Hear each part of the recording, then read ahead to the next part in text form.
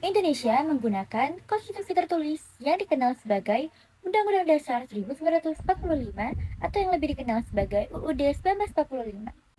Namun, UUD 1945 bukanlah satu-satunya konstitusi yang berlaku di Indonesia. Karena negara ini juga pernah menganut RIS, UUDS 1950, dan UUD 1945. Selain itu juga, pada masa kolonial, pemerintah Hindia Belanda menerapkan dua konstitusi, yaitu Regeringsreglement atau RR dan Indische Staatsregeling atau IS. Adapun pergantian konstitusi di Indonesia selalu dilandasi adanya fakta dan keyakinan bahwa konstitusi yang pada saat itu sudah dipandang tidak sesuai lagi dengan perkembangan zaman.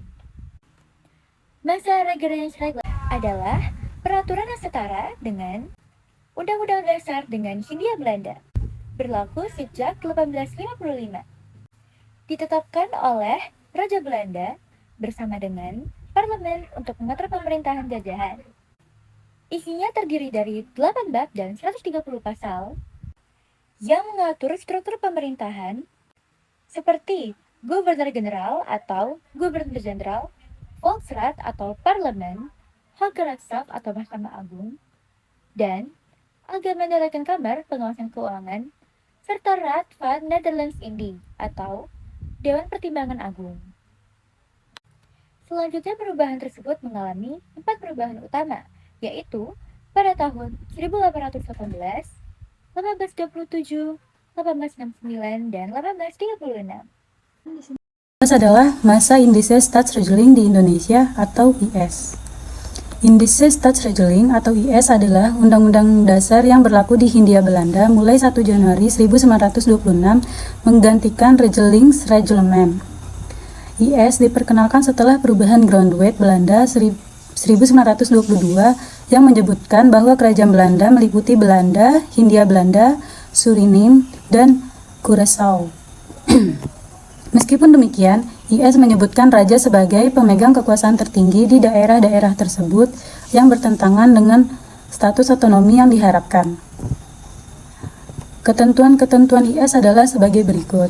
Yang pertama, pembentukan peraturan yang dilakukan bersama pemerintah Hindia Belanda dan Volksraad atau parlemen lokal yang sebagian besar terdiri dari orang Indonesia asli. Yang kedua, kekuasaan raja. IS mengatur sistem pemerintahan tanpa mengubah organ-organ pemerintahan yang ada, seperti yang dinyatakan dalam artikel 61 Grondwet 1922. Yang ketiga, golongan masyarakat. IS mengklasifikasikan masyarakat Hindia Belanda menjadi 3 golongan, yaitu Eropa, Timur Asing, dan pribumi atau bumi putra dalam pasal 163 IS.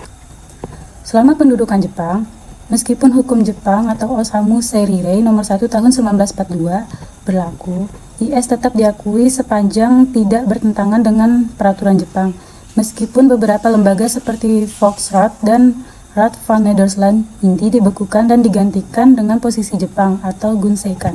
Saya akan melanjutkan penjelasan tentang sejarah konstitusi di Indonesia, dilanjutkan dengan konstitusi RIS atau Konstitusi Republik Indonesia Serikat.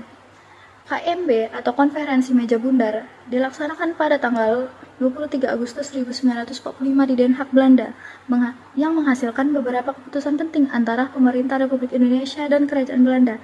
Sidang Konferensi Meja Bundar ditutup pada tanggal 22 November 1949 dan berhasil menyepakati 3 kesepakatan, yang antara lain: 1.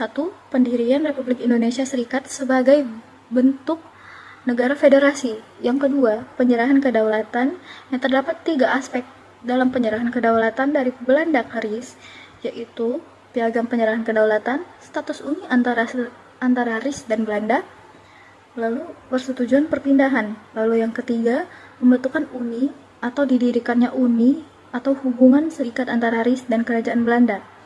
Konstitusi Republik Indonesia Serikat sendiri yang diparaf pada tanggal 29 Oktober 1949 terdiri dari Mukaddimah, 6 bab dengan 197 pasal dalam lampiran mengenai pemerintahan RIS. Ada beberapa perbedaan utama dari Undang-Undang Dasar 1945 yang meliputi bentuk pemerintahan federal, lalu struktur pemerintahan termasuk presiden, menteri-menteri, senat, dewan perwakilan, Mahkamah Agung, dan Dewan Pengawas Keuangan. Kemudian, hak-hak dasar yang mengatur 44 butir ketentuan mengenai hak dan kebebasan dasar manusia. Lalu, dikarenakan perdebatan tidak kunjung selesai di Konstituante mengenai kembalinya Undang-Undang Dasar 1945, Presiden Soekarno mengeluarkan dekret Presiden pada tanggal 5 Juli 1959 yang berisi pembubaran Konstituante, kembalinya Undang-Undang Dasar 1945 dan berlakunya mulai saat itu, pembentukan Majelis Permusyawaratan Rakyat Sementara dan Dewan Pertimbangan Agung Sementara dengan anggota dari DPR dan utusan daerah serta golongan. Setelah reformasi 1998, Undang-Undang 1945 mengalami 4 amandemen. Di amandemen pertama pada tanggal 19 Oktober 1999 ada 9 pasal yang diubah. Lalu amandemen kedua pada tanggal 18 Agustus 2000 ada 25 pasal yang diubah. Pada amandemen ketiga 9 November 1999 ada 23 pasal yang diubah, lalu pada amandemen keempat 10 Agustus 2002 ada 13 pasal diubah serta 3 pasal aturan peralihan dan 2 pasal aturan tambahan ditambahkan. Masa UUD 1945. Setelah proklamasi kemerdekaan pada 17 Agustus 1945, Panitia Persiapan Kemerdekaan Indonesia (PPKI) mengesahkan Undang-Undang Dasar 1945 pada 18 Agustus 1945. Konstitusi ini disusun oleh Badan Penyelidik Usaha Persiapan Kemerdekaan Indonesia atau yang kita sebut dengan BPUPKI dan dikukuhkan oleh Komite Nasional Indonesia Pusat KNIP pada 29 Agustus 1945. UUD 1945 disusun dengan cepat karena situasi politik dan kebutuhan mendesak untuk segera memiliki konstitusi. Dalam situasi perang Pasifik yang mencekam, Panitia Persiapan Kemerdekaan Indonesia tidak memiliki banyak waktu untuk membahas secara mendalam Undang-Undang Dasar 1945. Oleh karena itu, mereka memutuskan untuk mengesahkan UUD yang telah disusun sebagai konstitusi sementara. Soekarno, Ketua PPKI, menyebut UUD 1945 sebagai Undang-Undang Dasar Sementara atau Undang-Undang Dasar Kilat yang akan diperbaiki dan disempurnakan di masa depan ketika keadaan lebih stabil. Pasal 2 Aturan Peralihan UUD 1945 mengizinkan penerapan beberapa aturan dari Indes Staatsrechtgiving atau yang disebut IS yang berlaku pada masa Hindia Belanda. Namun, beberapa ketentuan dari IS tidak diteruskan pasal 131 IS yang mengatur pembagian hukum berdasarkan golongan dibatalkan oleh pasal 27 ayat 1 Undang-Undang 1945 yang menegaskan bahwa semua warga negara memiliki kedudukan yang sama di bawah hukum. Pasal 163 IS yang membagi golongan bangsa juga dihapus oleh pasal 26 ayat 1 Undang-Undang 1945 yang menyatakan bahwa warga negara terdiri dari bangsa Indonesia asli dan orang-orang bangsa lain yang sah menurut undang-undang seperti peranakan Belanda atau Tionghoa yang tinggal di Indonesia.